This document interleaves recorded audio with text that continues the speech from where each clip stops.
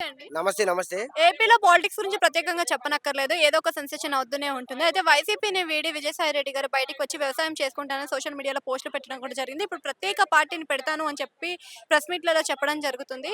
మరి ఆయన ప్రత్యేక పార్టీ పెడితే ఏ విధంగా ఉంటుందంటారు? ఏమైనా ఎఫెక్ట్ చూపించే అవకాశం ఉందంటారా? ఏండి ఇప్పుడు పార్టీ అన్నాక ఎంతోమంది నేను పెడతాను, ఎవరో పెడతారు. అక్కడ పార్టీ పెట్టడం గొప్పతనం కాదు. మంచి, మంచి కావాలక్కడ.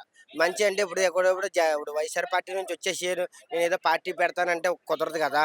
ఇప్పుడు వైఎస్ఆర్ పార్టీ నుంచి ఎందుకు వచ్చాడంటే అక్కడ ఏదో తప్పు చేసి ఉంటాడు వచ్చేసాడు.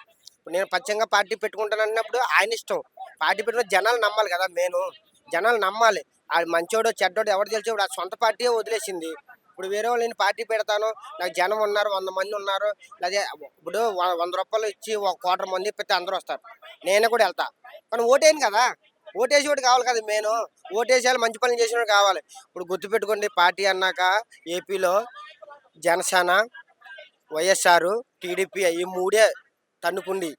లేదా ప ప వచ్చి కూడా ఈ మూడిట్లో ఏదోటి వస్తది గానీ, అంతేగాని ఎవరు పార్టీ పెట్టినా అక్కడ నిలబడరు, చేయలేరు.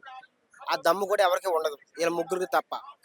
అంటే ఈయన ఏ ధైర్యంతోటి వచ్చాడంటారు? అంటే ఛానెల్స్ పెట్టి ప్రచారం చేసుకుంటాను అని చెప్పడం కూడా జరిగింది. మరి నీకు దానివల్ల ఉపయోగం ఉంటదంటారా? నేను గుర్తుపెట్టుకో నేను ఇయాల కోట్ర మందేసి బిర్యానీ తిన్నాననుకో నాకు 100 మాటలొస్తాయి. మాటలు కాదండి అక్కడ చేతల్లో చూపించాలి. మాటలు అందరూ మాట్లాడతారు. నా ఎనకాల 10 మంది ఉన్నారనుకో నేను అలాగే మాట్లాడతాను. మొన్న ఒకసారి ఒక ఆయన అలాగే మాట్లాడాడు. పవన్ కళ్యాణ్‌ని ఆళ్ళని తిట్టాడు. జైల్‌లో యేశారు. పార్టీ రానిచ్చిందా? రానిలేదు. ఆ పార్టీయే తోసేసింది. అలాగే ఉంటాయండి. ఏటంటే ఏదో మీసం వచ్చింది కదా! మనం ఇలాగ దూకుతామంటే కుదరదు కదా!